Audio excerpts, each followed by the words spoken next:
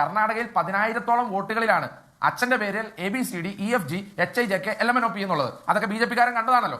ആ ABCD ഉള്ള അച്ഛന്റെ മക്കൾ ആരാണെന്നുള്ളത് ഇതേവരെ കർണാടകക്കാർക്കോ നമുക്ക് ആർക്കോ തിരിച്ചറിഞ്ഞിട്ടില്ല എന്നുള്ളതും വ്യക്തമാണ്. എന്ന് പറഞ്ഞാൽ ആ ഡിജിറ്റൽ ഫോമുള്ള വോട്ടർ പട്ടിക കിട്ടിയാൽ നമുക്ക് എന്ത് ചെയ്യാൻ സാധിക്കും? ഇത് കേവലം ഒരു സോഫ്റ്റ്വെയറിന് ഇന്നിപ്പോൾ AI ആർട്ടിഫിഷ്യൽ ഇന്റലിജൻസ് വളർന്ന ഈ കാലഘട്ടത്തിൽ ഒരു സോഫ്റ്റ്വെയറിന്റെ സഹായത്തോടു കൂടി. നമസ്കാരം. നമ്മുടെ രാജ്യം ഒരു ജനാധിപത്യ രാജ്യമാണ്, ഡെമോക്രാറ്റിക് കൺട്രി. ഈ ഡെമോക്രസി എന്ന് പറയുന്ന വാക്ക് കുഞ്ഞിലെ മുതലേ നമ്മൾ ടെക്സ്റ്റ് ബുക്കുകളിലൊക്കെ കാണുന്നതാണ്, നമ്മൾ പഠിച്ചിട്ടുള്ളതാണ്. കുറച്ചും കൂടി വലിയ ക്ലാസ്സിലേക്കൊക്കെ എത്തുമ്പോൾ പാർലമെന്റിനെ കുറിച്ചും നമ്മുടെ ഫോം ഓഫ് ഗവൺമെന്റിനെ കുറിച്ചും നമ്മുടെ ഇലക്ഷനെ കുറിച്ചും അങ്ങനെ കോൺസ്റ്റിറ്റ്യുവൻസികളെ കുറിച്ചും ഒക്കെ തന്നെ പഠിക്കുന്ന സമയത്ത് ഡെമോക്രസി എന്താണെന്നുള്ളത് നമ്മൾ ഡീറ്റെയിൽ ആയിട്ട് പഠിച്ചിട്ടുണ്ട്. ഡെമോക്രസി എന്ന് പറയുന്നത് ഒരു സിസ്റ്റം ഓഫ് ഗവൺമെന്റ് ആണ്. മറ്റെല്ലാ സിസ്റ്റങ്ങളെ അപേക്ഷിച്ചും ഏറ്റവും കൂടുതൽ ഫെയർ ആയിട്ടുള്ള ഒരു സിസ്റ്റം ഓഫ് ഗവൺമെന്റ് ആണ് ഡെമോക്രസി. ജനങ്ങൾക്കാണ് ഡെമോക്രസി അധികാരം നൽകുന്നത്. അപ്പൊ അതോറിറ്റി എന്ന് പറയുന്നത് ആരുടെ കയ്യിലാണ്? ഡെമോക്രസിയിൽ ജനങ്ങളുടെ കയ്യിലാണ് അതോറിറ്റി എല്ലാം ഇരിക്കുന്നത്. എങ്കിൽ മാത്രമേ ജനങ്ങൾക്കൊരു വോയിസ് ഉള്ളൂ. നമ്മൾ പല സിസ്റ്റം ഓഫ് ഗവൺമെന്റിനെ പറ്റിയിട്ടും കേട്ടിട്ടുണ്ട്. ഉദാഹരണം പറഞ്ഞു കഴിഞ്ഞാൽ പണ്ട് നമ്മുടെ രാജ്യത്തുണ്ടായിരുന്നത് എന്താണ്? രാജഭരണമാണ്. ഈ രാജഭരണ സമയത്ത് രാജാവിന്റെ കയ്യിലാണ് മുഴുവൻ അധികാരവും ഉള്ളത്. ജനങ്ങൾക്ക് അവിടെ എന്തെങ്കിലും ഒരു ഇതുണ്ടോ? ഇല്ല. ജനങ്ങൾക്ക് ഒരു അധികാരവും ഇല്ല. രാജാവ് എന്താണോ പറയുന്നത് അത് ജനങ്ങൾ കേട്ടോണം. പകരം ഡെമോക്രസി എന്ന് പറയുമ്പോൾ ജനങ്ങൾക്ക് ഫ്രീ ആയിട്ട് ചിന്തിക്കാനും സഞ്ചരിക്കാനും ഒക്കെയുള്ള അവകാശമുണ്ട്. ജനങ്ങൾക്ക് അവരുടെ ഇഷ്ടാനുസരണമുള്ള കാര്യങ്ങൾ ചെയ്യാം. ജനങ്ങളാണ് അവരുടെ ലീഡേഴ്സിനെ തിരഞ്ഞെടുത്തുകൊണ്ടിരിക്കുന്നത്. നമ്മുടെ റെപ്രസെന്റേറ്റീവിനെ, നമ്മുടെ ലീഡറിനെ തിരഞ്ഞെടുക്കുന്നത് ആരാണ്? നമ്മളാണ്, ജനങ്ങളാണ്, പീപ്പിളാണ്. അപ്പോൾ ജനങ്ങൾ എന്തിലൂടെയാണ് അവരുടെ ലീഡേഴ്സിനെ തിരഞ്ഞെടുക്കുന്നത്? എലക്ഷനിലൂടെയാണ്. അപ്പൊ ഡെമോക്രസിയുടെ ഒരു കോർ പ്രിൻസിപ്പിൾ തന്നെ ഫ്രീ ആൻഡ് ഫെയർ എലക്ഷൻ എന്ന് പറയും. ഫ്രീ ആയിട്ടുള്ള ഫെയർ ആയിട്ടുള്ള എലക്ഷൻ. ഇത്രയും നാളും നമ്മൾ കരുതിയിരുന്നത് നമ്മുടെ രാജ്യത്തെ എലക്ഷൻ എന്ന് പറയുന്നത് വളരെ ഫെയർ ആയിട്ടുള്ള എലക്ഷൻ ആണെന്നാണ്. അതായത് കള്ളത്തരം ഒന്നുമില്ല. ഒരു വ്യക്തിക്ക്, ഒരു സിറ്റിസണിന് അവന്റെ ലീഡറായിട്ട് ആരെയാണോ തിരഞ്ഞെടുക്കാൻ ആഗ്രഹം ആ വ്യക്തിയെ അയാൾ ഫ്രീ ആയിട്ടും ഫെയർ ആയിട്ടും പോയി തിരഞ്ഞെടുക്കുന്നു. എന്നാൽ കഴിഞ്ഞ ദിവസങ്ങളിൽ രാഹുൽ ഗാന്ധി ഉന്നയിച്ച ചോദ്യങ്ങൾ, രാഹുൽ ഗാന്ധി മുന്നോട്ട് വെച്ച ക്രമക്കേടുകൾ, അതിന്റെ ഡീറ്റെയിൽസ് അതൊക്കെ കേട്ട് കഴിയുമ്പോൾ ഇവിടെ നടക്കുന്നത് ഫ്രീ ആയിട്ടുള്ള ഫെയർ ആയിട്ടുള്ള എലക്ഷൻ അല്ല എന്ന് തോന്നിപ്പോകുന്നു. സത്യമല്ലേ? കുറെ ചോദ്യങ്ങൾ അദ്ദേഹം മുന്നോട്ട് വെച്ചു. എന്നാൽ ഈ ചോദ്യങ്ങൾക്കൊന്നും തന്നെ ഉത്തരം ഓപ്പോസിറ്റ് നിൽക്കുന്ന ആൾക്കാർ കൊടുക്കുന്നില്ല. അദ്ദേഹം ഇലക്ഷൻ കമ്മീഷനെതിരെയാണ് ആരോപണം ഉന്നയിച്ചത്. ഇപ്പോഴത്തെ റൂളിംഗ് പാർട്ടിക്കെതിരെയാണ് ആരോപണം ഉന്നയിച്ചത്. എന്നാൽ റൂളിംഗ് പാർട്ടിയിലുള്ളവരോ ഇലക്ഷൻ കമ്മീഷന്റെ തലപ്പത്തിരിക്കുന്നവരോ പോലും അദ്ദേഹം ചോദിച്ച ചോദ്യങ്ങൾക്ക് ഉത്തരം നൽകിയില്ല. എപ്പോഴും ചോദ്യങ്ങൾ ചോദിക്കുന്ന സമയത്ത് ഉത്തരം നൽകിയെങ്കിൽ മാത്രമേ നമ്മൾക്ക് രണ്ട് വശത്തെ പറ്റിയിട്ട് മനസ്സിലാക്കാൻ വേണ്ടിയിട്ട് പറ്റത്തുള്ളൂ. ചോദ്യങ്ങൾ ചോദിക്കുമ്പോൾ ഉത്തരം തരാതെ ഉരുണ്ട് കളിക്കുകയും ഒളിച്ചിരിക്കുകയും ഉറങ്ങിക്കിടക്കുന്നത് പോലെ അഭിനയിക്കുകയും ചെയ്യുന്നത് ആരാണ്? എപ്പോഴും തെറ്റ് ചെയ്തവരാണ്. ഇപ്പോൾ എന്നോടൊരു ചോദ്യം ചോദിക്കുകയാണ്. ആ ചോദ്യത്തിന് എനിക്ക് ഉത്തരമില്ല എന്നുണ്ടെങ്കിൽ ചോദ്യം ചോദിച്ച ആളല്ലേ ജയിക്കുന്നത്? തീർച്ചയായിട്ടും അതെ. ഇപ്പം അറിയാത്ത കാര്യങ്ങളെ കുറിച്ചിട്ടാണെന്നുണ്ടെങ്കിൽ എനിക്ക് അറിയത്തില്ല എന്നെങ്കിലും മറുപടി പറയണം. പക്ഷെ ഒന്നും പറയാതെ ഞാൻ ഒഴിഞ്ഞു മാറുവാണ്, ഒന്നും പറയാതെ ആ ചോദ്യത്തെ അവോയ്ഡ് ചെയ്യുവാണെന്നുണ്ടെങ്കിൽ അത് ശരിയായിട്ടുള്ളൊരു കാര്യമല്ല. പക്ഷെ ഇവിടെ നിസ്സാരമായിട്ടുള്ള ചോദ്യമല്ല രാഹുൽ ഗാന്ധി ചോദിച്ചത്. നമ്മുടെ രാജ്യത്തെ തന്നെ അഫക്റ്റ് ചെയ്യുന്ന രീതിയിലുള്ളൊരു കാര്യമാണ്. നമ്മുടെ ഡെമോക്രസി എന്ന് പറയുന്ന വാല്യൂസിനെ തന്നെ ഇല്ലാതാക്കുന്ന ഒരു കാര്യമാണ്.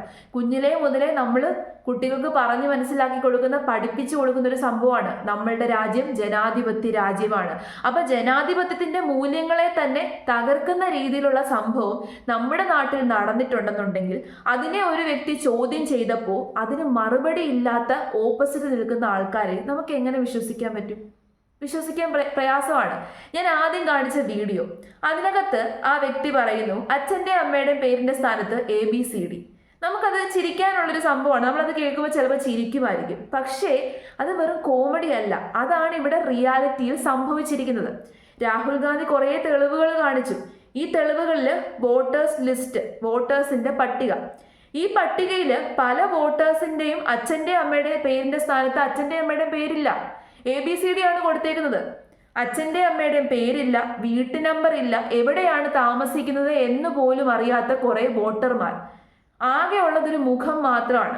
ഈ മുഖങ്ങൾ പല വോട്ടേഴ്സ് ലിസ്റ്റിൽ നമുക്ക് റിപ്പീറ്റ് ചെയ്ത് കാണാൻ പറ്റും. അതായത് ഒരു വ്യക്തി തന്നെ പല പേരുകളിൽ പോയി പല രീതിയിൽ വോട്ടുകൾ ചെയ്തേക്കുന്നു. ഇതാണോ ഫ്രീ ആൻഡ് ഫെയർ ഇലക്ഷൻ എന്നതുകൊണ്ട് ഉദ്ദേശിക്കുന്നത്? അല്ല.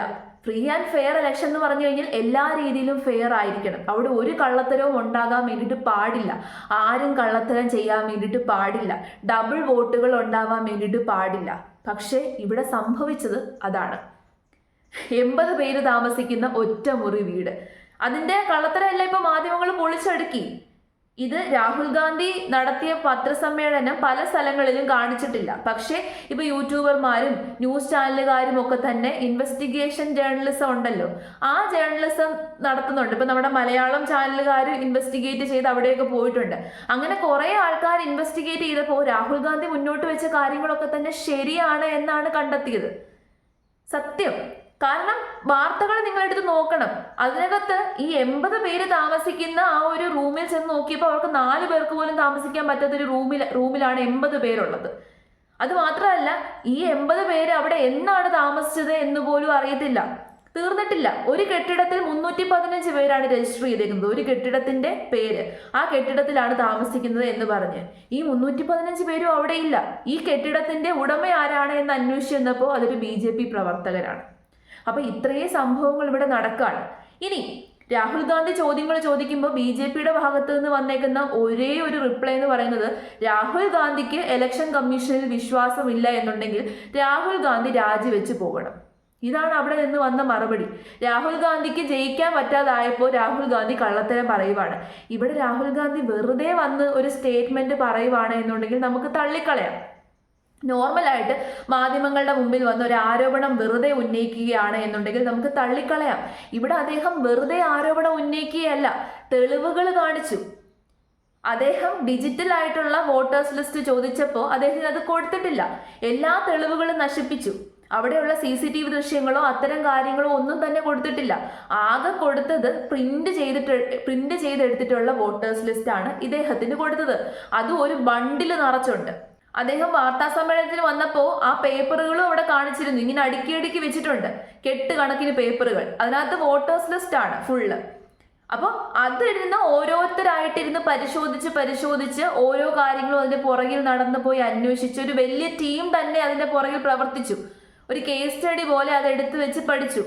അങ്ങനെയാണ് ഈ തെളിവുകളൊക്കെ തന്നെ മുന്നോട്ട് കൊണ്ടുവന്നിരിക്കുന്നത്. ഇലക്ഷൻ കമ്മീഷൻ തയ്യാറാക്കിയിട്ടുള്ള വോട്ടേഴ്സ് ലിസ്റ്റിൽ ഒരു വോട്ടറിന്റെ പേരിന്റെ അടിയിൽ അച്ഛൻ്റെയും അമ്മയുടെയും പേരിന്റെ സ്ഥാനത്ത് അച്ഛൻ്റെയും അമ്മയുടെയും പേരില്ല. വീട് നമ്പറിന്റെ സ്ഥാനത്ത് 0 കിടക്കുന്നത്. ഈ വീട് നമ്പറിന്റെ സ്ഥാനത്തൊക്കെ 0 ഉള്ളവരെ എങ്ങനെ വോട്ട് ചെയ്തു? അവരെങ്ങനെ വോട്ട് ചെയ്തു? അവരെവിടുന്നാണ്? അവരുടെ അഡ്രസ്സോ അവരുടെ റൂട്ടോ ഒന്നും അതിനകത്തില്ല. അപ്പൊ അവരെവിടുത്തെ വോട്ടറാണ്? അപ്പൊ ഇങ്ങനെ ഒരുപാട് ക്രമക്കേടുകൾ നടന്നിട്ടുണ്ട് എന്നുണ്ടെങ്കിൽ നമ്മുടെ രാജ്യത്തെ ജനാധിപത്യത്തിൽ ഉള്ള എല്ലാ ഇതും തകർന്നു എന്നല്ലേ? നമുക്ക് എങ്ങനെ നമ്മളുടെ ജനാധിപത്യത്തിൽ വിശ്വസിക്കാൻ പറ്റും?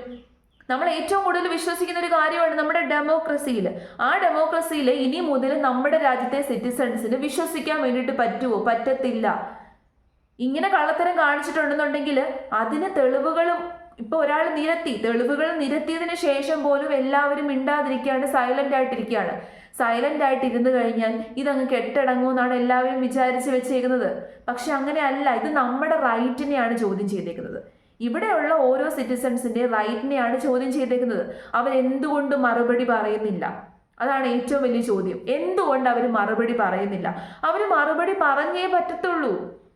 രാഹുൽ ഗാന്ധിയോടല്ല മറുപടി പറയേണ്ടത്. രാഹുൽ ഗാന്ധിയെ കോൺഗ്രസിലുള്ള ഒരു വ്യക്തി അല്ലെങ്കിൽ ആ ഒരു പൊളിറ്റിക്കൽ പാർട്ടിയിലുള്ള ഒരു വ്യക്തി എന്ന രീതിയിൽ കൺസിഡർ ചെയ്യാതെ രാഹുൽ ഗാന്ധി ഈ രാജ്യത്തിലെ ഒരു പൗരനാണ് ചോദ്യങ്ങൾ ചോദിച്ചേക്കുന്നത്. മറ്റുള്ള പൗരന്മാർക്ക് വേണ്ടിയിട്ട് ഒരു പൗരൻ ചോദ്യങ്ങൾ ചോദിക്കുന്ന സമയത്ത് അതിനുള്ള മറുപടി റൂളിംഗ് പാർട്ടിയിലിരിക്കുന്നവരായിക്കോട്ടെ, ഗവൺമെന്റിന്റെ തലപ്പത്തിരിക്കുന്നവരായിക്കോട്ടെ, ഇനി ഇപ്പൊ ഇലക്ഷൻ കമ്മീഷന്റെ തലപ്പത്തിരിക്കുന്നവരായിക്കോട്ടെ, അവർക്ക് തന്നേ പറ്റത്തുള്ളൂ. അതിന്റെ റെസ്പോൺസിബിലിറ്റി അവർക്കുണ്ട്. മറുപടി തന്നേ പറ്റത്തുള്ളൂ. പക്ഷേ പലരും ഇത് കണ്ണടച്ച് ഇരുട്ടാക്കിക്കൊണ്ടിരിക്കുകയാണ്. പലരും ഇതിനെയൊന്നും വലിയ രീതിയിൽ കാര്യമാക്കുന്നില്ല.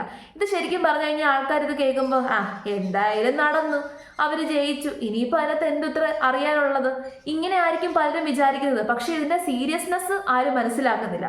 നമ്മൾക്ക് കിട്ടിയേക്കുന്ന ഏറ്റവും വലിയ റൈറ്റ്, നമ്മൾക്ക് കിട്ടിയേക്കുന്ന ഏറ്റവും വലിയ അധികാരമാണ് നമ്മൾക്ക് കിട്ടിയ വോട്ട്. ആ വോട്ടിൽ കള്ളത്തരം നടക്കുന്നു എന്ന് പറഞ്ഞു കഴിഞ്ഞാൽ നമ്മളിപ്പോൾ രാജഭരണത്തിലേക്ക് പൊക്കോണ്ടിരിക്കുകയാണ് എന്നുള്ളതാണ് സത്യം. നമ്മുടെ ഡെമോക്രസി എന്ന് പറയുന്ന ആ ഒരു സംഭവം ഇവിടെ നിന്ന് അന്യം നിന്ന് പോവുകയാണ് എന്നുള്ളതാണ് യാഥാർത്ഥ്യം. ഫ്രീ ആയിട്ടുള്ള ഫെയർ ആയിട്ടുള്ള ഇലക്ഷൻ അല്ല ഇവിടെ നടക്കുന്നത് എന്നാണ് ഇപ്പൊ നമുക്ക് മനസ്സിലാക്കാൻ വേണ്ടി പറ്റുന്നത്. അതിനെ നമുക്ക് നിസ്സാരമായിട്ട് കാണാൻ പറ്റുന്ന ഒരു കാര്യമല്ല, വളരെ സീരിയസ് ആയിട്ട് തന്നെ കൺസിഡർ ചെയ്യേണ്ട ഒരു വിഷയമാണ്.